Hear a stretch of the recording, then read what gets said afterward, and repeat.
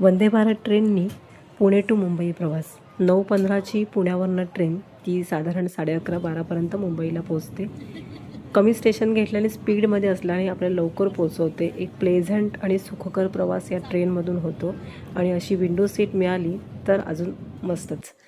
Train तिकीटमध्येच included नाश्ता आहे, तर इथे आपला नाश्ता आला आहे. यामध्ये उपमा होता, मेथीचा पराठा होता आणि इथे ओली भाजी होती बटाट्याची.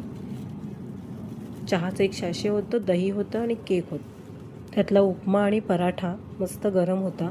उपम्याची चव तशी ठीक होती, पण मेथीचा पराठा एकदम चवीला सुंदर होता.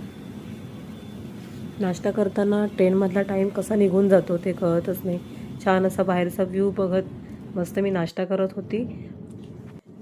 मेथीचे पराठे चवीला खरंच उत्तम होते आणि एक केक होता. चहाचं एक सॅशे दिलं होतं आणि चहाची अशी छान तलप येत होती. हे सॅशे एक 5-1 मिनिटांनी परत एक तो गरम पाणी घेऊन कप घेऊन आला.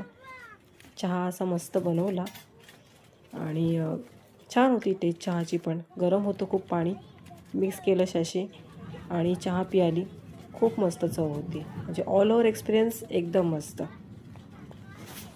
प्रवासामध्ये ना चहा हा लागतोच थोडं फ्रेश वाटण्यासाठी आणि हा चहा पिऊन ना छान असं फ्रेश वाटलं.